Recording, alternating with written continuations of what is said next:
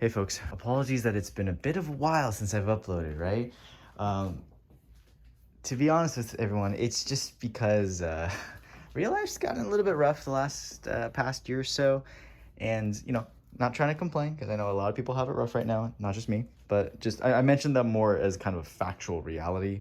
And as a result of that, well, the channel is kind of on sort of like a I get to it when I get to it mode. That being said, I still kind of feel like I should upload something. So let's get to today's topic. So one thing that I've kind of been talking with one of my KT friends recently is about the nature of Korean style release. Now, let's define that very clearly. What do I mean by release? Well, when it comes down to high level archers, okay, so I'm going to use Olympic recurve archers, professionals here, just kind of as a baseline reference, just to show you guys that this is just something that happens when you have a clean release, okay? Basically, there's that moment where you do an expansion, what people call expansion, right? But then as you go into the release from the expansion, there's like, you can break down the release itself into kind of smaller micro steps. So what happens first is there's something in the brain that goes, okay, now it's the moment to release. And then when that happens, there's kind of like a trigger. Then from there, okay, the actual release happens, like the moment of disengagement. Then after that, the string is now broken away from the hand.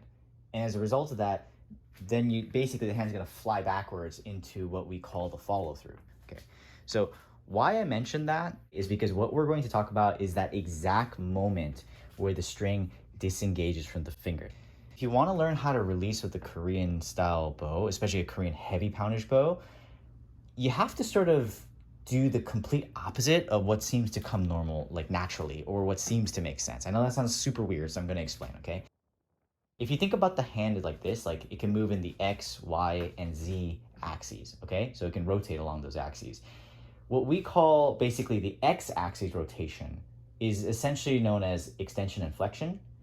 If we think about rotation on the Y axis, that's known as radial deviation and ulnar deviation, okay? And then the kind of Z axis rotation is what's known as supination and pronation. So now that we have our terms defined, let's kind of break this down a little bit further. Most archers that I know of, especially who shoot thumb ring, in the exact moment that the string disengages from the thumb, they basically allow the wrist to go into a slight flexion, okay, ulnar deviation, and in some cases, depending on which style you're shooting, there's supposed to be a supination. Okay, that supination part, for example, is very, very like well defined as one of the key kind of elements of release in Chinese traditional archery. For example, if you read through the Chinese manuals, not all of them, but like the majority of them. Okay, and that includes even the Korean Chinese art, like hybrid method that we talk about when we're researching into Korean military style archery. Okay, so you can, in a sense, technically do that, but what you're going to find with Korean bows is they don't really respond very well to the fullest of their potential when you shoot like that. But if we really, really want to release like a Korean archer, as weird as this might sound, you have to kind of do the complete inverse.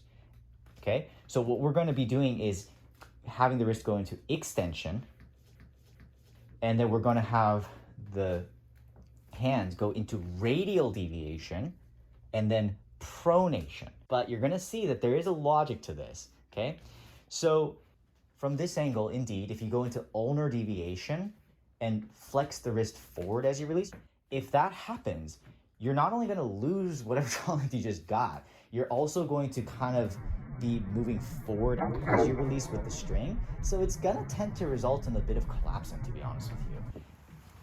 If you do the exact opposite, which is more counterintuitive, and to be quite frank, it has a much higher difficulty as far as learning curve is concerned, but if you do, notice how because the wrist is extending back and the wrist is also going to radial deviation, notice how the thumb, in a sense, is peeling off the string in such a way where the string now has a clean exit path.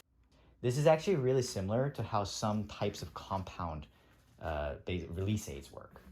That's kind of interesting because it means that our Korean ancestors, even though they didn't think about release aids because those didn't exist at that time, they still figured out the way that works in terms of the actual mechanism. and they use their hands to do that, which is pretty cool actually, if you think about it, right? So anyways, yeah, if you're one of those people who are kind of struggling a little bit with getting clean releases off your Korean traditional bow, especially for high poundage bows, and you were like trying to figure this out, you're not understanding what's going on, and you tried a bunch of things, rather than just trying a bunch of random things and hoping something works, what you want to do is really, really understand the mechanism of how the wrist and the hand and the fingers interact with the string as it disengages. But anyways, yeah, I hope people find that helpful.